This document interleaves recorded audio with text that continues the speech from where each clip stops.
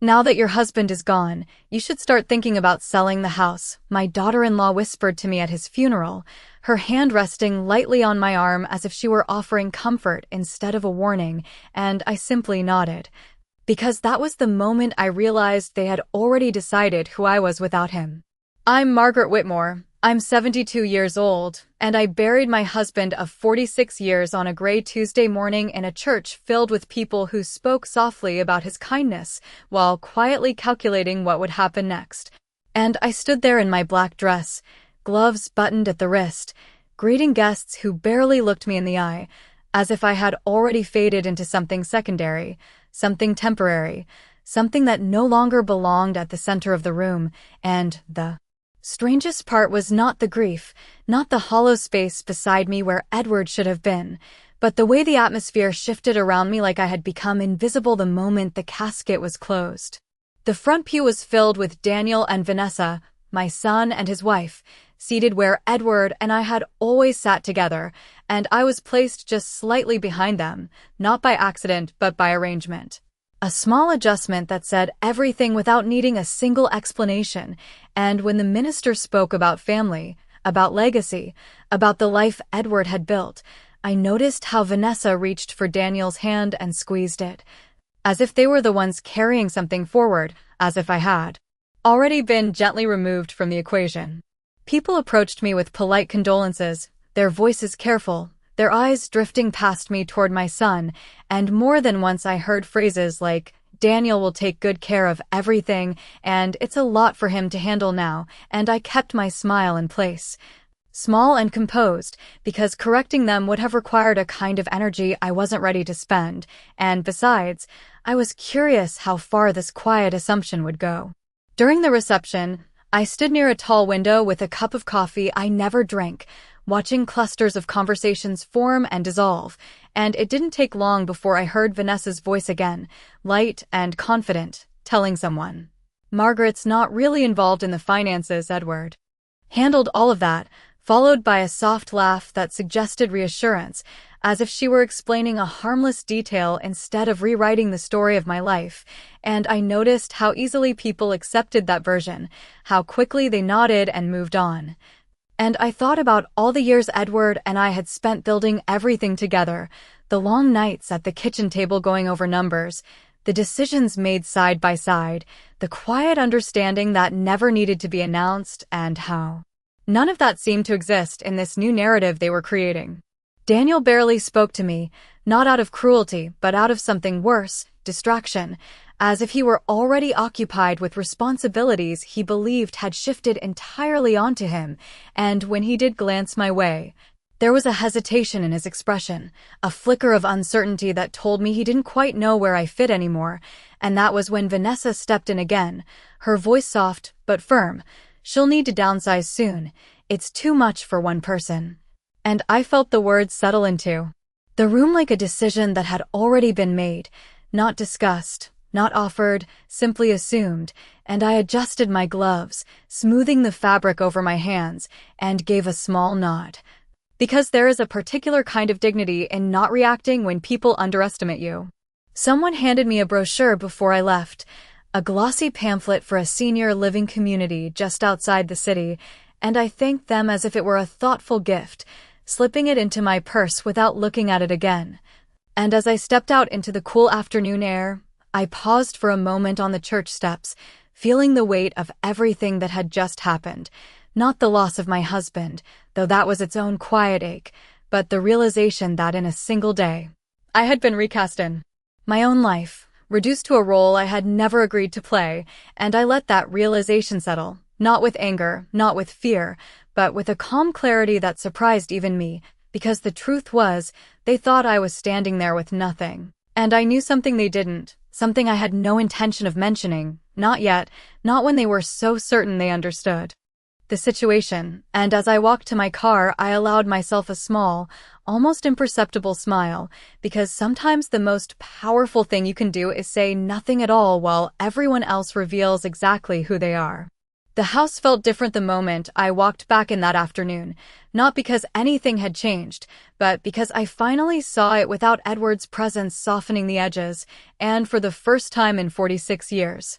Every room seemed to echo in a way that made it clear I was alone, not just physically, but in a way that reached deeper than that, as if the life we had built together had quietly stepped aside to see what I would do next. I set my purse down on the entry table, the same place I had always set it, and noticed how still everything was. The grandfather clock ticking in the hallway, the faint hum of the refrigerator, the absence of his footsteps, his voice.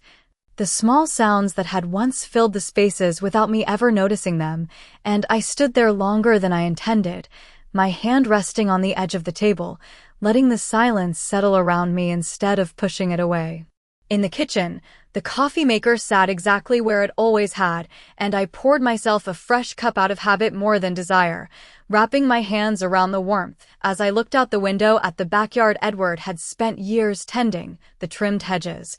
the neat rows of flowers, everything still in place as if nothing had changed, and yet everything had, because I could still hear Vanessa's voice from earlier, gentle and certain, already making plans for a future that did not include me. In the way it once had. I did not cry, not then, because the feeling was not sharp enough for tears. It was something quieter, something heavier, like being slowly moved to the side of a conversation you used to lead, and I realized that over the past year. Small things had been shifting long before today, moments I had dismissed at the time, conversations I had let pass without question, now arranging themselves into a pattern I could no longer ignore. Daniel had stopped asking for my opinion on decisions he used to bring to me without hesitation, and when I had offered advice, he would nod politely but glance at Vanessa before responding, as if checking for approval, and I had told myself that was normal, that marriage changes things, that I needed to give them space, but standing there in my own kitchen, I saw it differently. Not as distance, but as replacement, a slow and careful transition where my role had been reduced without ever being discussed. There had been the holidays where plans changed at the last minute, the dinners that were postponed or quietly moved without including me, the subtle suggestions that I might be more comfortable if I did less, if I rested more, if I allowed them to handle things. Always framed as concern, always delivered with a softness that made it difficult to object without seeming ungrateful, and I had accepted it piece by piece, never realizing how much ground I was giving up until there was almost nothing left to hold onto. I carried my coffee into Edward's study, a room I had avoided since he passed, and sat in his chair, the leather still holding the shape of him in a way that made my chest tighten just slightly, and on his desk, everything was exactly as he had left it. Papers neatly stacked, his glasses resting beside a folder I did not recognize, and for a moment, I simply looked at it, not touching it, because something about it felt deliberate, as if it had been placed there with intention, not forgotten. Not overlooked, but waiting. I leaned back slowly, letting the quiet surround me, and thought about the way Vanessa had spoken so confidently about my future, about the house, about decisions that were not hers to make, and how easily everyone had accepted that version of events. And I realized that they were not being cruel, not in the obvious way people expect. They were being practical, efficient, already moving forward with a plan that assumed I would simply follow along, and that was when a different kind of clarity settled in, one that did not come with anger or fear, but with a calm understanding that whatever came next would not be decided for me, not quietly, not without my awareness, and I reached for the folder on the desk, my fingers steady. Because if there was one thing Edward had always believed, it was that nothing in our life together had ever been left to chance. For a long moment, I did not open the folder. I simply sat there with it resting beneath my hand, feeling the weight of it without knowing exactly what it contained. And that hesitation surprised me because I had never been the kind of woman who avoided answers, especially not in my own home, especially not when something had been left behind so deliberately, and yet there was a part of me that understood.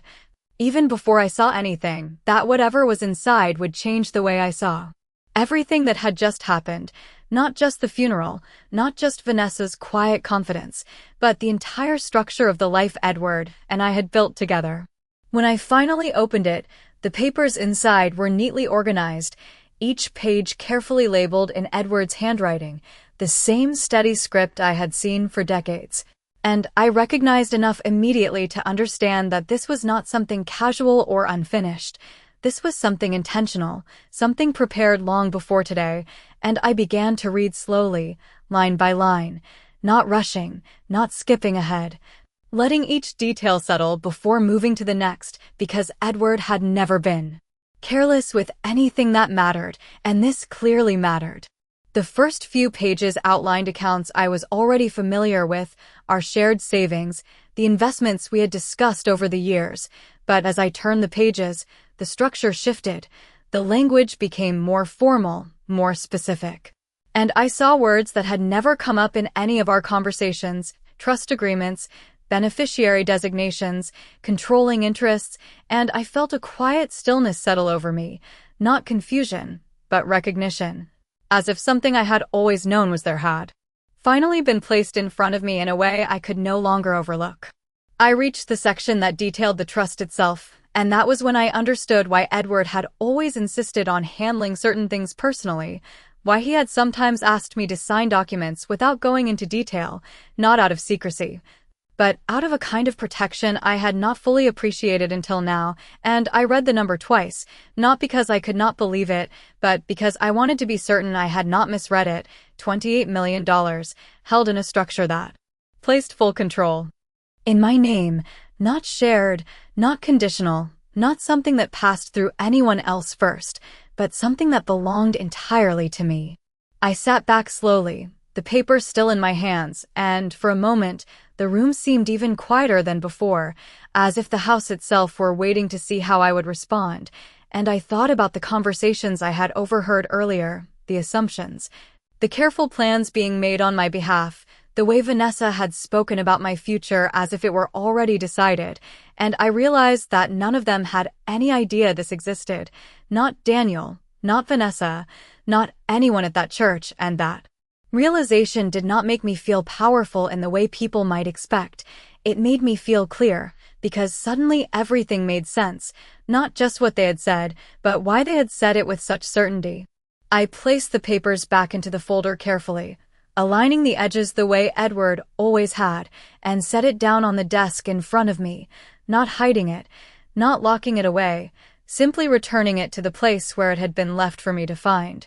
And I allowed myself a small breath, steady and controlled, because I understood now that this was not about proving anything to anyone. It was not about correcting their assumptions or confronting them with the truth in some dramatic way. It was about time, about letting things unfold exactly as they believed they would, while I watched, while I listened, while I decided what came next on my own terms. I stood up and walked to the window, looking out at the backyard again, the same view that had greeted me every morning for years, and for the first time since the funeral, I felt something shift inside me, not grief, not anger, but a quiet certainty that I was not as alone as they thought, and that whatever role they had already assigned me in their version of the future was one I had no intention of accepting, not because I needed to argue with them, but because I no longer needed their understanding to know exactly where I stood. The next morning arrived quietly, as most mornings do, with sunlight slipping through the curtains and settling across the kitchen floor as if nothing in the world had shifted, and I moved through my routine the same way I always had, measuring coffee, placing the mug beside the sink, turning on the faucet just enough to fill it halfway before the machine finished brewing, small habits that had once been shared,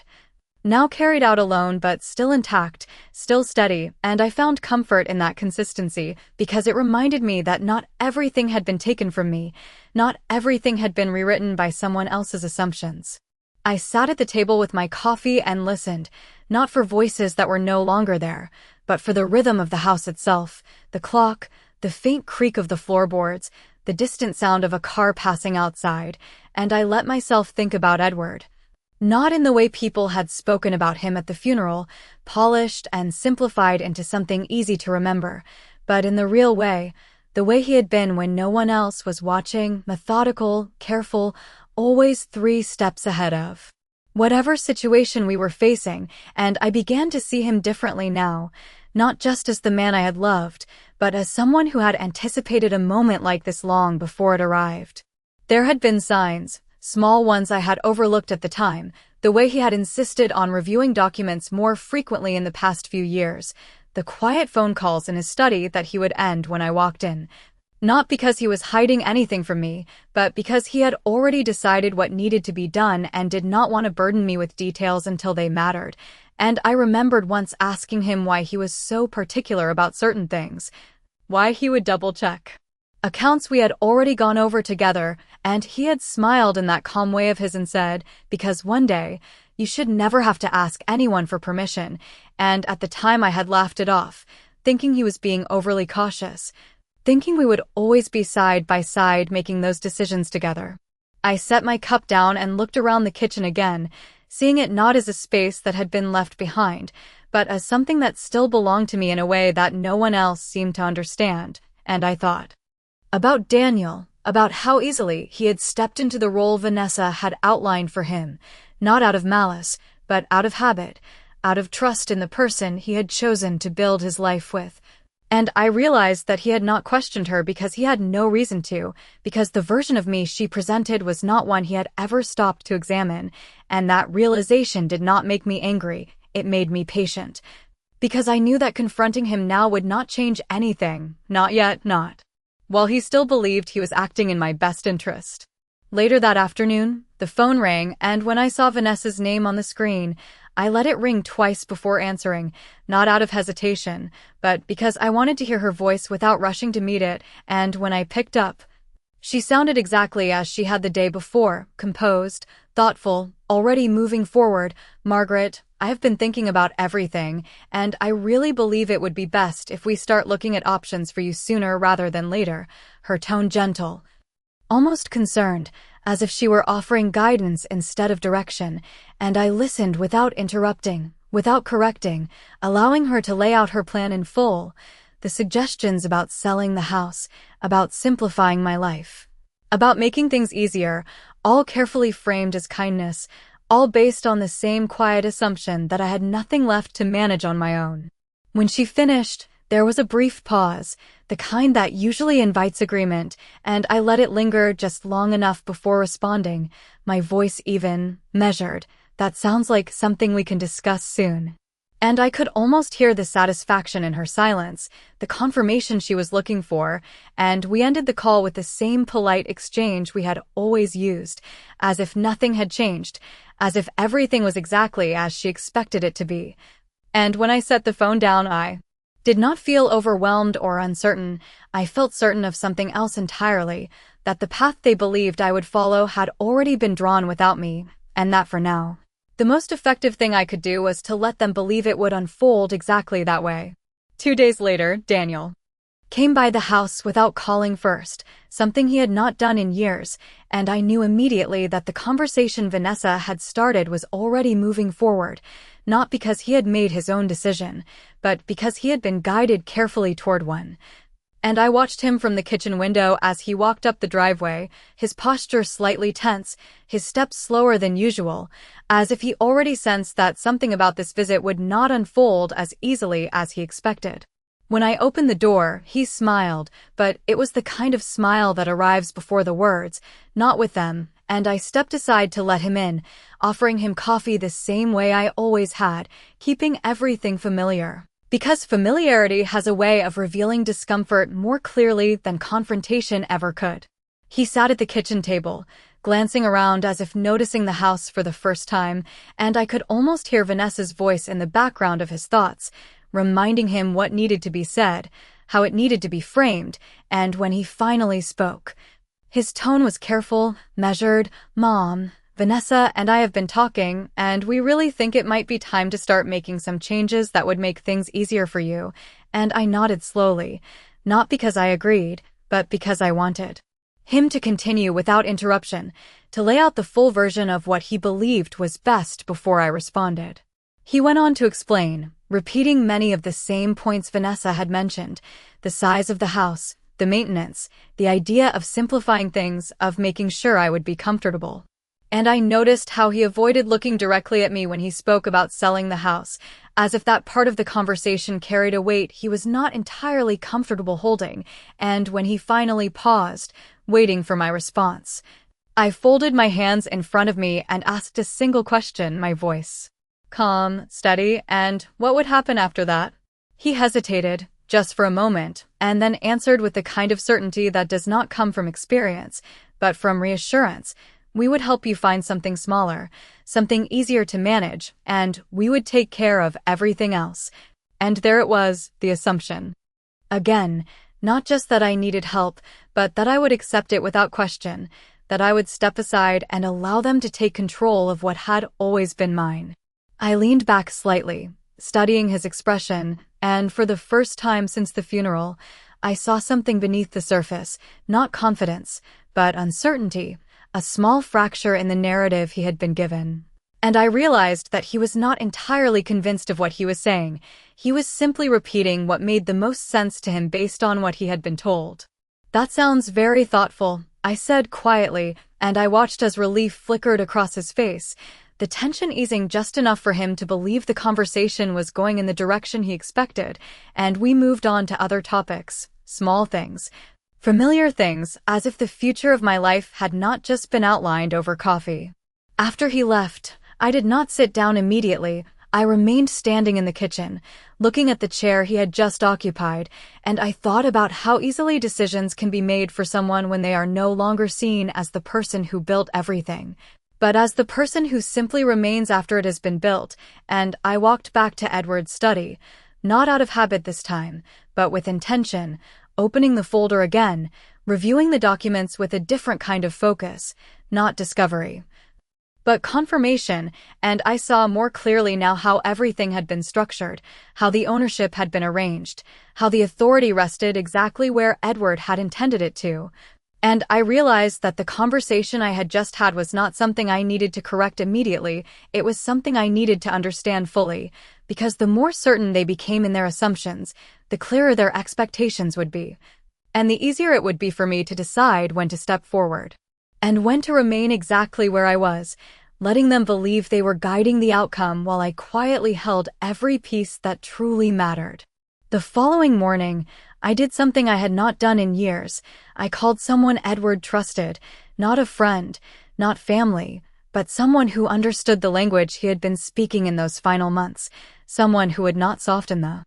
truth or reshape it to make it easier to accept. And when Mr. Collins answered, his voice steady and familiar, I introduced myself not as a widow seeking guidance, but as someone ready to listen, and there was a pause on the other end of the line, just long enough for him to recognize the shift in tone before he replied, I was wondering when you would call. We agreed to meet at his office later that afternoon, and I arrived 10 minutes early, sitting in the reception area with the same quiet composure I had carried through the funeral, through Daniel's visit, through every conversation that had taken place without my full participation. And when he finally invited me in, he did not begin with condolences or gentle reassurances. He simply placed a folder on the desk in front of me, similar to the one Edward had left, but thicker, more detailed, and said, Your husband made very specific decisions about how things would be handled, and he did not leave much room for interpretation. I listened carefully as he explained the structure, not in abstract terms, but in precise language that left no space for misunderstanding. The trust Edward had established was not just a financial safeguard, it was a complete framework of control. Assets, properties, business interests, all positioned in a way that required my authorization for any movement, any sale, any decision of consequence, and as he spoke, I realized that what I held was not just security, it was authority, not something shared, not something delegated, but something entirely mine, something that no one else could access without my direct consent. Your son and his wife, he continued, choosing his words carefully, may assume that certain transitions will happen naturally, but legally, nothing happens unless you allow it, and I nodded, not surprised, not overwhelmed, simply confirming what I had already begun to understand, and for a moment, I thought about the conversation in my kitchen, Daniel's careful explanation, Vanessa's quiet confidence.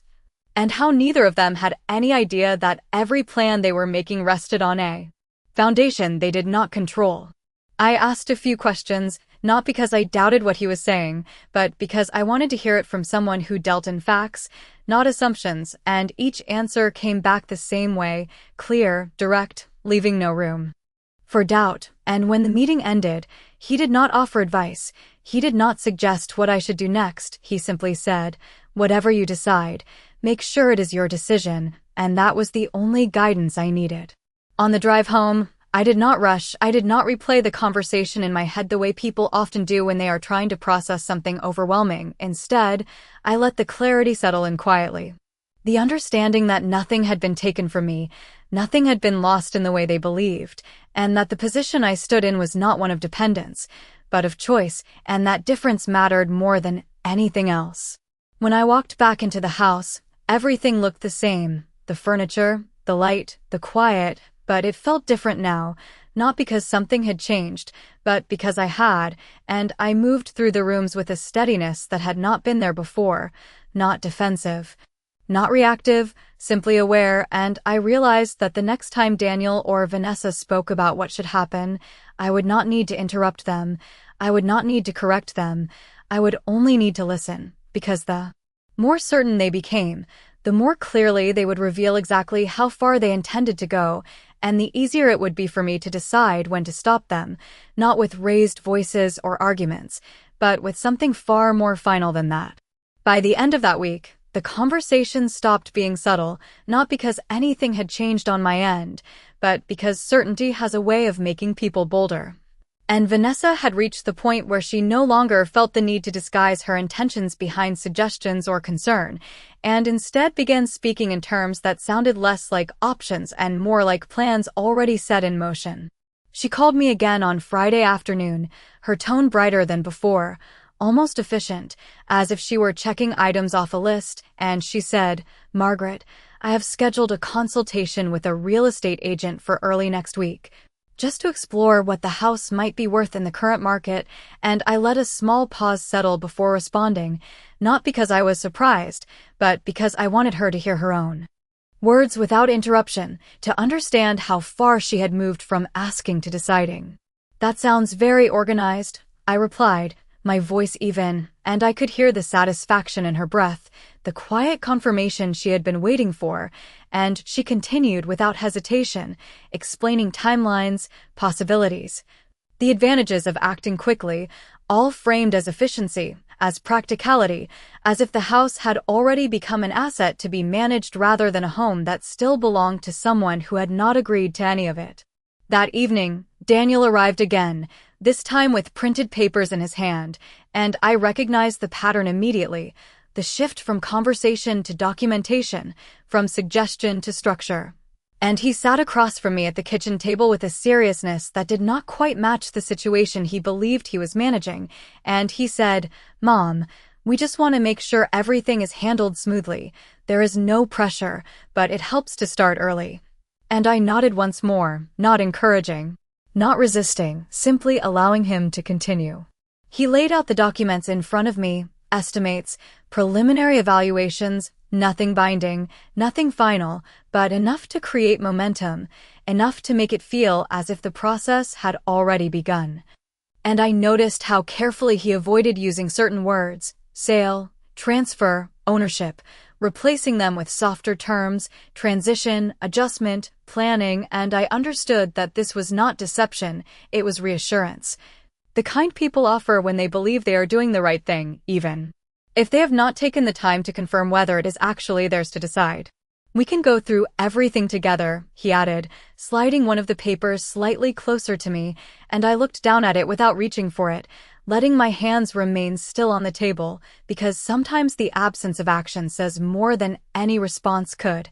And after a moment, I looked back up at him and said, "You have put a lot of thought into this," and again, I saw that small flicker of relief, the quiet assumption that agreement was already forming, that the path ahead was becoming clearer. Over the next few days, the pattern continued: messages, calls, small updates about what they were looking into, always presented as information I should be aware of, never as something that required my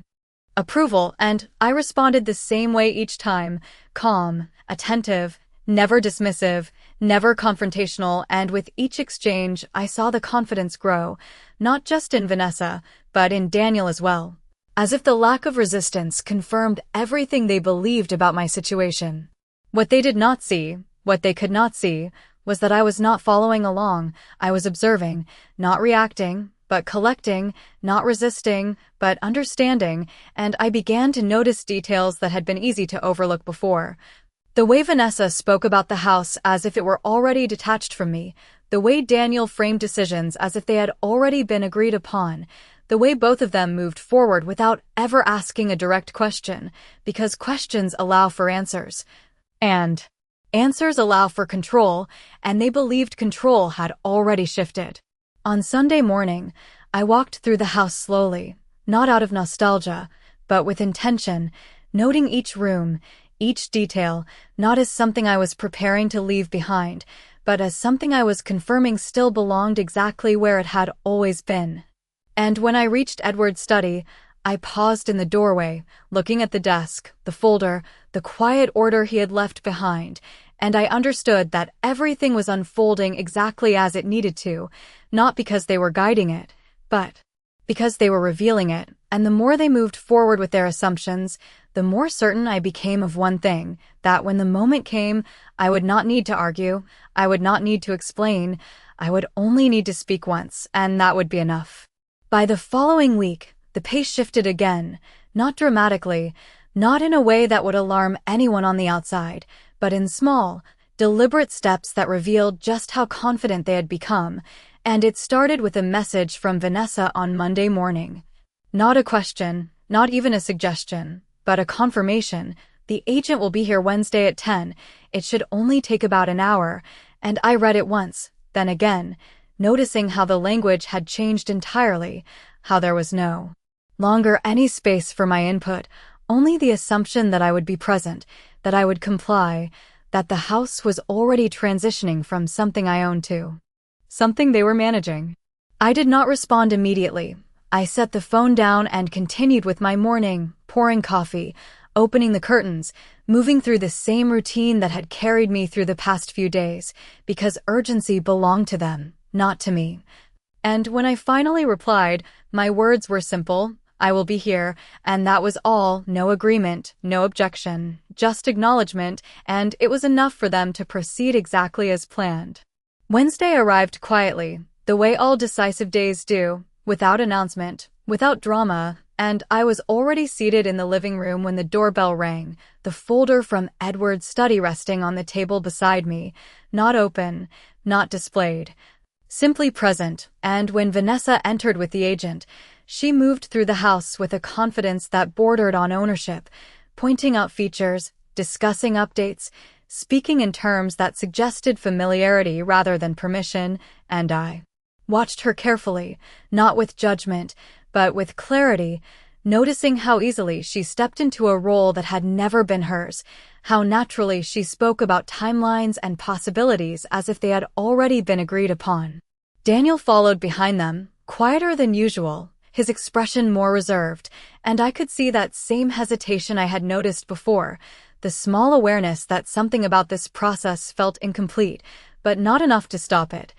not enough to question it, and I realized that his uncertainty was not rooted in doubt, but in habit, the kind that keeps people moving forward even when they have not fully examined where they are going. The agent greeted me politely, asked a few questions, made notes, and moved from room to room with practiced efficiency, measuring, observing, estimating, and I answered when spoken to, nothing more, nothing less. Allowing the process to unfold exactly as they expected, because every step they took without my resistance strengthened their belief that everything was already in motion, and that belief was what I needed to understand fully before I interrupted it. After they left, Vanessa lingered near the doorway, her tone softer again, almost reassuring. This is all just preliminary, Margaret.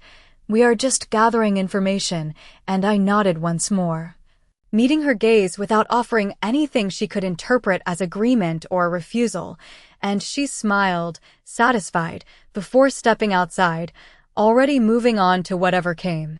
next in her plan. When the door closed, the house returned to its quiet rhythm, unchanged, untouched, still entirely mine, and I walked slowly through each room, not because I needed to see it again, but because I wanted to confirm what I already knew, that nothing had shifted. Not legally, not structurally, not in any way that mattered, and that the confidence they carried was built entirely on assumption, not authority. That evening, I called Mr. Collins again, not to ask what to do, but to confirm what would happen next if certain actions were taken without my approval, and his answer was as clear as before: nothing moves without you, nothing changes unless you allow it. And I thanked him, ending the call with the same calm certainty that had begun to define every step I took. I returned to the study, placed my hand on the folder for a moment, then left it exactly where it was, because I understood now that preparation did not require urgency, it required timing. And as I turned off the lights and moved through the house one last time before bed, I felt something settle into place, not a decision, but a readiness, the understanding that when the moment arrived, it would not come as a surprise to me, only to them. The following Friday, Vanessa called again, her voice sharper this time, no longer wrapped in soft suggestions or careful phrasing, but carrying a quiet urgency that revealed something had shifted beneath her confidence, and she said, "Margaret, we should all sit down together this weekend and go over everything so we can move forward properly." And I understood immediately that this was no longer about exploring options. It was about securing agreement, about bringing everything to a point where they believed decisions would be finalized, and I agreed without hesitation, not because I intended to follow their direction, but because I knew this was the moment they had been building toward, the moment where assumptions would turn into expectations spoken out loud. Sunday afternoon arrived with a calm that felt almost deliberate, the house quiet, the air still, and I set the table in the dining room with the same care I had always used for family discussions, not as a gesture of hospitality, but as a reminder of what this space had always been, a place where decisions were made together, not assigned, and when Daniel and Vanessa arrived, they carried that same sense of purpose I had come to recognize, documents in hand, expressions composed, already prepared for an outcome they believed was inevitable. We sat across from each other, the distance between us measured not in feet, but in understanding, and Vanessa began, her tone confident, structured, laying out the steps they had discussed, the timing, the process, the expectations, and Daniel followed, adding details, reinforcing the plan, both of them moving forward as if they were presenting something already agreed upon rather than something that required my consent, and I listened without interruption, my hands resting lightly on the table, my expression unchanged, because I wanted every word to settle into the room, every assumption to stand clearly in front of me before I responded. When they finished, there was a brief silence, the kind that usually signals agreement, the moment where the final step is expected, and Vanessa leaned forward slightly, placing one of the papers closer to me, her voice soft but firm. "We just need to begin the process, Margaret, and everything will fall into place from there." And I looked down at the document, not reading it, not reaching for it, simply acknowledging its presence before lifting my gaze back to them, and for the first time since this conversation began, I spoke without allowing space for their interpretation. "No," I said quietly, and the word did not echo, it did not carry force, but it settled into the room with a finality that neither of them had prepared for, and I saw the shift immediately, the confusion in Daniel's expression, the disbelief in Vanessa's, the small fracture in the certainty they had carried into this moment. Vanessa blinked once, then straightened slightly, her tone adjusting. "I think you may not fully understand what we are trying to do here," and I held her gaze, steady, calm, not defensive, simply present, and I replied, "I understand exactly what you are trying to do," and there was another pause, longer this time, heavier, because this was not the response they had expected, not the role they had assigned to me, and Daniel shifted in his chair, his voice quieter now. "Uncertain, Mom, we are just trying to help," and I nodded once, acknowledging his intention without accepting his conclusion, and I placed my hand gently on the folder beside me, not opening it yet, not revealing what it contained, but making it clear that this conversation was no longer moving in the direction they had planned. "You have both been very thorough," I continued, my voice even, composed, "and I appreciate the effort you have put into this," and I saw a flicker of relief return, just briefly, the hope that the conversation was returning to familiar ground, and then I added, without raising my voice, without changing my expression, "but there is one detail you have overlooked, and that was when the room shifted completely, not because of what I had revealed, but because of what they realized they did not." "No," and I leaned back slightly, meeting their eyes with the same calm certainty that had carried me through every moment since the funeral, and for the first time, I saw them hesitate, not because they disagreed, but because they understood that the outcome they had been so certain of was no longer theirs to define.